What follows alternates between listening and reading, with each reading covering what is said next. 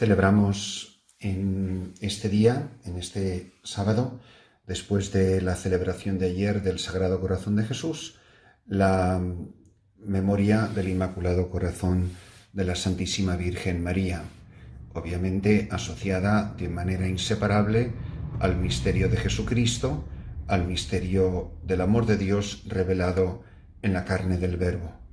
Y se nos recuerda el pasaje evangélico, que a mí me parece que es un pasaje clave de Cristología, de la revelación del misterio de Cristo, en el capítulo 2, versículo 41 del Evangelio de San Lucas, cuando el niño cumplió 12 años y con sus padres subieron a la fiesta según la costumbre, y cuando terminó se volvieron, pero el niño Jesús se quedó en Jerusalén sin que lo supieran sus padres. Estos, creyendo que estaba en la caravana, hicieron una jornada y se pusieron a buscarlo entre los parientes y conocidos. Al no encontrarlo, se volvieron a Jerusalén en su busca. A los 3 días lo encontraron en el templo, sentado en medio de los maestros, escuchándolos y haciéndoles preguntas. Todos los que le oían quedaban asombrados de su talento y de las respuestas que daba.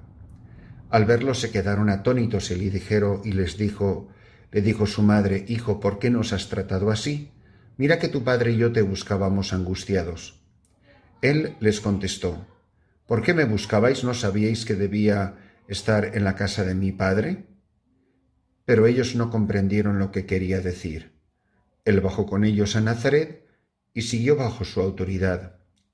Su madre conservaba todo esto en su corazón. De los poquitos versículos que tenemos en los 4 evangelios sobre la Virgen María, es maravilloso descubrir que en este último mensaje, en este último versículo, se nos habla del corazón, literalmente del corazón de la Santísima Virgen María. De hecho, aparece en 2 ocasiones en el Evangelio de San Lucas. Su madre conservaba todo en su corazón. Pero, empezando por el comienzo del pasaje, es un pasaje verdaderamente incomprensible.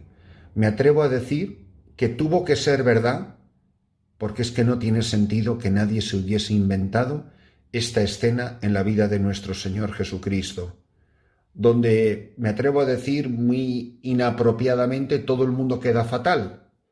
El niño, entre comillas, queda mal porque, caramba, ¿para qué decide quedarse en Jerusalén haciendo sufrir innecesariamente a sus padres que creen que va en la caravana y resulta que se han ido sin él? Y así recorren un día entero creyendo que está en medio de ellos. Más 3 días que tardaron en encontrarlo en Jerusalén. Durante 4 días han perdido al niño, al Hijo de Dios. Un sufrimiento innecesario. Solo tenía que haber dicho el niño: «Mi padre, es voluntad de mi padre que yo me quede o que nos quedemos en Jerusalén», y eso hubiese bastado y hubiese ahorrado tanto sufrimiento aparentemente innecesario. Pero continúa el misterio de esta escena. Por fin lo encuentra, dice, a los 3 días lo encontraron en el templo. Y no con actitud de niño perdido o de niño angustiado o de niño que está arrepentido y pide perdón. No, lo encontraron haciendo aquello para lo que se había quedado. Dice, sentado en medio de los maestros. Recordad como tantas veces hemos señalado que el sentado es un signo de autoridad. Él está sentado en medio de aquellos que saben, que tienen sabiduría. Es un maestro. A los 12 años ya tiene esta actitud de saber, de sabiduría, de maestro, del que enseña. Dice que todos estaban admirados de él. Todos los que le oían quedaban asombrados de su talento y de las respuestas que daba. Dice que al verlo, José y María quedaron atónitos. Y aquí se inicia el diálogo más absurdo que jamás se haya escuchado. Un diálogo donde una madre y un hijo conversan, donde hay 4 preguntas y ninguna respuesta. En primer lugar, es la madre, con toda la fuerza de su autoridad y hablando en nombre también de José, su marido y el que hacía las veces de padre del niño, y de hecho así se refiere a José, la Virgen María, hace 2 preguntas.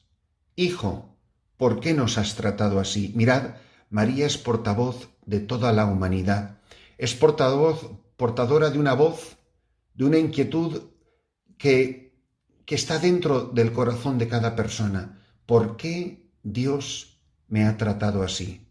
Honestamente, hermanos, ¿no nos habremos sentido también nosotros de alguna manera así? ¿En alguna circunstancia, en algún momento de nuestra vida? ¿Por qué Dios me ha tratado así? Cuando no comprendemos las cosas de Dios, cuando no comprendemos las cosas que Dios hace o las cosas que Dios permite. ¿Qué contesta el hijo? Nada. ¿Quién es el hombre para pedirle cuentas a Dios? ¿Quién es María en nombre nuestro para pedirle cuentas a su Hijo, que es el Hijo de Dios? Primero, ¿por qué nos has tratado así? Y después, ¿no ves que tu padre y yo te buscábamos angustiados? ¿Qué clase de Dios es el que no tiene compasión del sufrimiento de los hombres, de la angustia de los hombres? O sea, Dios me ve angustiado y no hace nada. ¿De qué nos sirve un Dios que no hace nada? Mira que tu padre y yo te buscábamos angustiados. Frente al hombre que le presenta, que le echa en cara a Dios su angustia, ¿qué responde Dios? Nada. ¿Quién es el hombre para pedirle cuentas a Dios? Él les contestó: ¿por qué me buscabais? ¿Por qué yo busco a Dios? ¿Por qué el hombre busca a Dios? ¿Por qué la humanidad busca a Dios? ¿Por qué la humanidad a lo mejor busca a Dios sin saber ni siquiera qué es a Dios a quien busca? Cuando busca el sentido de la vida, cuando busca ser feliz, cuando busca experimentar la paz, cuando tiene ansias de justicia, ¿por qué me buscabais? Fijaros que son preguntas que se van a repetir a lo largo de toda la historia de la vida de Jesús. ¿A quién buscáis? En el sepulcro, los ángeles. Mujer, ¿por qué lloras? ¿A quién buscas? Le dirá Jesús sin saber. Cristo que pregunta en repetidas ocasiones a su madre, a los discípulos, a María, es la pregunta que nos hace Dios a todos. ¿A quién buscáis? Y después, la cuarta y última pregunta, en este caso otra vez del niño a su padre y a su madre. ¿No sabíais que yo debía estar en la casa de mi padre? Vosotros deberíais de saber estas cosas. ¿No sabéis que yo he venido a cumplir la voluntad de mi padre? Fijaros qué contraste. María, la Santísima Virgen María, le dice al niño, tu padre y yo. No dice San José, no dice el que hace las veces de padre, no dice mi esposo, dice no, tu padre. Y él contesta, en la casa de mi padre. Ella se refiere a un hombre y él se refiere a Dios. Y tiene el evangelista la humildad de decir que ni José ni María comprendieron al niño. ¿No nos habrá pasado alguna vez a nosotros, queridos hermanos, que no entendemos a Dios? Pero ellos no comprendían lo que quería decir. ¿Cuántas veces el hombre no comprende a Dios? ¿Cuántas veces no comprendemos las cosas que hace, las que no hace, las que permite? Y si es Dios, ¿por qué no hace algo? Ellos no comprendieron. Y añade, y bajó con ellos a Nazaret, y siguió bajo su autoridad. ¿Os imagináis qué humillante tuvo que ser para este niño? ¡Qué kenosis! Vivir bajo la autoridad de dos personas que te acaba de decir el Evangelio que no le comprendían. Ser obediente a quien no te comprende. Bajó con ellos. Bajar no es simplemente una bajada geográfica, es una bajada existencial. Y siguió bajo su autoridad. Su madre conservaba todo esto en su corazón. Termino simplemente preguntando, ¿y por qué María guardaba todo esto en su corazón? Pues mirad, hermanos, porque las cosas que se entienden se guardan en la cabecita y las cosas que no se entienden se guardan en el corazón. ¿Qué cosas llevamos en la cabeza? Las que dominamos, las que hemos aprendido, aquellas sobre las que tenemos poder y autoridad. ¿Qué cosas guardamos en el corazón? Los misterios de la vida, las cosas que no comprendemos. Que también nosotros, como María, llenos de preguntas y de interrogantes, recordemos que a Dios no se le hace preguntas.